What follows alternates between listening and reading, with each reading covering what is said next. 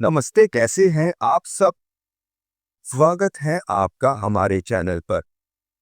आप सभी का बहुत बहुत स्वागत है आज की इस नई वीडियो में। तो चलिए आज का वीडियो शुरू करते हैं। ओम श्रीमन्नारायणाय नमः। श्री विष्णु पुराण दूसरा अध्याय। भूगोल का विवरण। श्री मैत्रेय जी बोले, हे ब्रह्मा, आपने मुझसे स्वयंभू मनु के वंश का वर्णन किया। अब मैं आपके मुखारविंद से संपूर्ण पृथ्वी मंडल का विवरण सुनना चाहता कि मुने, जितने भी सागर, द्वीप, वर्ष, पर्वत, वन, नदियां और देवता आदि की पुरियां हैं, उन सब का जितना जितना परिमाण है, जो आधार है, जो उपादान कारण है और जैसा आकार है, वह सब आप यथावत वर्णन कीजिए। श्री पराशर जी बोले, हे मैत्रेय, सुनो, मैं इन सब बातों का संक्षेप से वर्णन करता हूँ। इनका विस्तार पूर्वक वर्णन तो 100 वर्ष में भी नहीं हो सकता।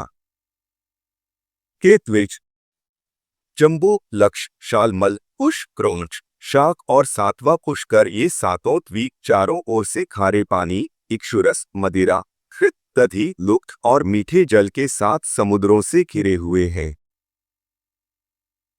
मैत्री, जम्बूद्वीप इन सब के मध्य में स्थित है और उसके भी बीचों बीच में सुवर्णमय सुमेरु पर्वत है। इसकी ऊंचाई 84,000 योजन है और नीचे की ओर यह 16,000 योजन पृथ्वी में घुसा हुआ है। इसका विस्तार ऊपरी भाग में 32,000 योजन है तथा नीचे तलैटी में केवल 16,000 योजन है। इस प्रकार यह पर्वत इस पृथ्वी रूप कमल की कर्णिका ओष के समान है।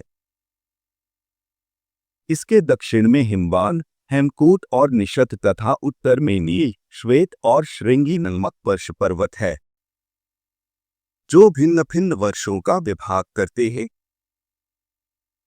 उनमें बीच के 2 पर्वत निषद और नील 1-1 लाख योजन तक फैले हुए हैं।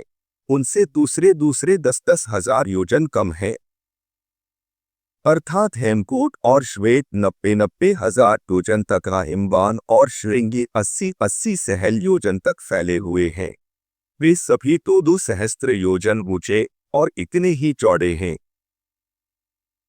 केतविज, मेरु पर्वत के दक्षिण की ओर पहला भारतवर्ष है तथा दूसरा किमपुरुष वर्ष और तीसरा हरिवर्ष है। उत्तर की ओर प्रथम रमैत, फिर हिरणमय और तदंतर उत्तर कुरुवर्ष है, जो द्वीपमंडल की सीमा पर होने के कारण भारतवर्ष के समान धनुषाकार है। केतविज श्रेष्ठ, इनमें से प्रत्येक का विस्तार 9,000 योजन है तथा इन सब के बीच में इलावृत वर्ष है, जिसमें सुवर्णमय सुमेरु पर्वत खड़ा हुआ है।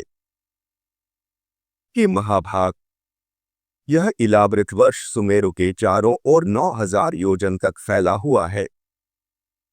इसके चारों ओर 4 पर्वत हैं।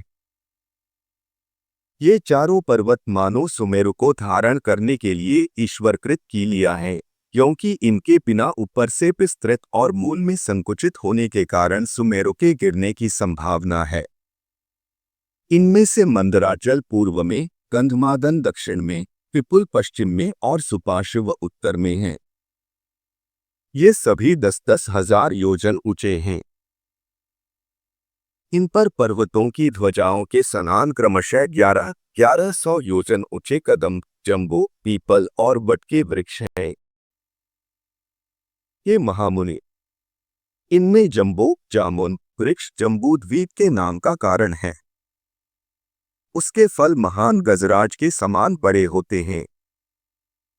जब वे पर्वत पर गिरते हैं तो फटकर सब ओर फैल जाते हैं। उनके रस से निकली जम्बू नाम की प्रसिद्ध नदी वहां बहती है, जिसका जल वहां के रहने वाले पीते हैं। उसका पान करने से वहां के शुद्धचित्त लोगों को पसीना, दुर्गंध, बुढ़ापा अथवा इंद्रिय क्षय नहीं होता। उसके किनारे की मृत्तिका उस रस से मिलकर मंद मंद वायु से सूखने पर जाम्बूनद नामक सुवर्ण हो जाती है, जो सिद्ध पुरुषों का भूषण है। मेरु के पूर्व में भद्राश्व वर्ष और पश्चिम में केतुमाल वर्ष है तथा हे मुनिश्रेष्ठ, इन दोनों के बीच में इलावृत वर्ष है। इसी प्रकार उसके पूर्व की ओर चैत्ररथ, दक्षिण की ओर कंधमादन, पश्चिम की ओर वैभराज और उत्तर की ओर नंदन नामक वन है। तथा सर्वदा देवताओं से सेवनीय अरुणोद, महाभद्र, असितोद और मानसी 4 सरोवर हैं। हे मैत्री, शीतांब, कुमुंद, कुर्री, माल्यवान तथा वैकंक आदि पर्वत भूपद्म की कर्णिकारों मेरु के पूर्व दिशा के केसराचल है। त्रिकोट, शिशिर, पतंग, रुचक और निषाद आदि केसराचल उसके दक्षिण ओर हैं। शिखिवासा, वैडूर्य, कपिल, गंधमादन और जारुथी आदि उसके पश्चिमी केसर पर्वत हैं। तथा मेरु के अति समीपस्थ इलावृत वर्ष में और जठरादि देशों में स्थित शंखकूट, ऋषभ, हंस, नाग तथा कालंच आदि पर्वत उत्तर दिशा की केसराचल हैं। हे मैत्रेय, मेरु के ऊपर अंतरिक्ष में 14 सहस्र योजन के विस्तार वाली ब्रह्माजी की महापुरी ब्रह्मपुरी है। उसके सब और दिशा एवं विदिशाओं में इंद्रादि लोकपालों के 8 पति रमणीक और विख्यात नगर हैं। विष्णुपादोद्भवा श्री गंगाजी चंद्रमंडल को चारों ओर से आप्लावित कर स्वर्गलोक से ब्रह्मपुरी में गिरती हैं।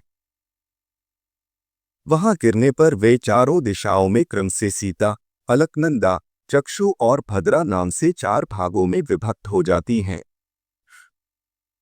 उनमें से सीता पूर्व की ओर आकाश मार्ग से एक पर्वत से दूसरे पर्वत पर जाती हुई अंत में पूर्व स्थित भद्राश्व वर्ष को पार कर समुद्र में मिल जाती है। इसी प्रकार हे महामुने, अलकनंदा दक्षिण दिशा की और भारतवर्ष में आती है और 7 भागों में विभक्त होकर समुद्र में मिल जाती है। चक्षु पश्चिम दिशा के समस्त पर्वतों को पार कर केतुमाल नामक वर्ष में बहती हुई अनामे सागर में जा गिरती है। तथा हे महामुने, भद्रा उत्तर के पर्वतों और उत्तर कुरुवर्ष को पार करती हुई उत्तरीय समुद्र में मिल जाती है। माल्यवान और कंधमादन पर्वत उत्तर तथा दक्षिण की ओर नीलाचल और निषद पर्वत तक फैले हुए हैं। उन दोनों के बीच में कर्णिकाकार मेरु पर्वत स्थित है। हे मैत्रेय, मर्यादा पर्वतों के बहिर्भाग में स्थित भारत, केतुमाल, भद्राश्व और गुरुवर्ष इस लोकपद्म के पत्तों के समान हैं। जठर और देवकूटे दोनों मर्यादा पर्वत हैं जो उत्तर और दक्षिण की और नील तथा निषद पर्वत तक फैले हुए हैं। पूर्व और पश्चिम की ओर फैले हुए गंधमादन और कैलाश ये 2 पर्वत जिनका विस्तार 80 योजन है, समुद्र के भीतर स्थित हैं। पूर्व के समान मेरु की पश्चिम ओर भी निषद और पारियात्र नामक 2 मर्यादा पर्वत स्थित हैं। उत्तर की ओर त्रिशृंग और चारुथी नामक वर्ष पर्वत हैं। ये दोनों पूर्व और पश्चिम की और समुद्र के गर्भ में स्थित हैं। इस प्रकार हे मुनिवर, तुमसे जठर आदि मर्यादा पर्वतों का वर्णन किया, जिनमें से 2 मेरु की चारों दिशाओं में स्थित हैं। हे मुने, मेरु के चारों ओर स्थित जिन शीतांत आदि केसर पर्वतों के विषय में तुमसे कहा था, उनके बीच में स्थित चारणादि से सेवित अति सुंदर कंदराएं हैं। हे मुनिसत्तम, उनमें सुरमय नगर तथा उपवन है और लक्ष्मी, विष्णु, अग्नि एवं सूर्य आदि देवताओं के अत्यंत सुंदर मंदिर हैं जो सदा किन्नर श्रेष्ठों से सेवित रहते हैं। उन सुंदर पर्वत द्रोणियों में गंधर्व, यक्ष, राक्षस, दैत्य और दानवादी अहर्निश क्रीड़ा करते हैं। हे मुने, ये संपूर्ण स्थान भौम पृथ्वी के स्वर्ग कहलाते हैं। ये धार्मिक पुरुषों के निवास स्थान हैं। पाप कर्म पुरुष इनमें 100 जन्म में भी नहीं जा सकते। हे द्विज, श्री विष्णु भगवान भद्राश्व वर्ष में हयग्रीव रूप से केतुमाल वर्ष में वराह रूप से और भारतवर्ष में कूर्म रूप से रहते हैं तथा वे भक्त प्रतिपालक श्री गोविंद कुरुवर्ष में मध्य रूप से रहते हैं। इस प्रकार वे सर्वमय सर्वकामी हरि विश्व रूप से सर्वत्र ही रहते हैं। हे मैत्रेय, वे सबके आधारभूत और सर्वात्मक हैं। हे महामुनि, किम पुरुष आदि जो 8 वर्ष हैं उनमें शोक, श्रम, उद्वेग और क्षुधा का भय आदि कुछ भी नहीं है। वहाँ की प्रजा स्वस्थ, आतंकहीन और समस्त दुखों से रहित है तथा वहाँ के लोग 10-12 हजार वर्ष की स्थिर आयु वाले होते हैं। उनमें वर्षा कभी नहीं होती, केवल पार्थिव जल ही है और न उन स्थानों में कृतत्रेतादि युगों की ही कल्पना है। हे द्विजोत्तम, इन सभी वर्षों में 7-7 कुल पर्वत हैं और उनसे निकली हुई सैकड़ों नदियों हैं। इति श्री विष्णु पुराणे द्वितीयोध्याय। तो आज की वीडियो में बस इतना ही। अगर आपको ये वीडियो पसंद आया हो तो इसे लाइक करें और चैनल को सब्सक्राइब करना न भूलें। आपको ये वीडियो कैसी लगी हमें कमेंट करके जरूर बताएं। मिलते हैं अगली वीडियो में, तब तक के लिए अपना ध्यान रखिए। खुश रहिए, स्वस्थ रहिए और देखते रहिए हमारा चैनल। धन्यवाद।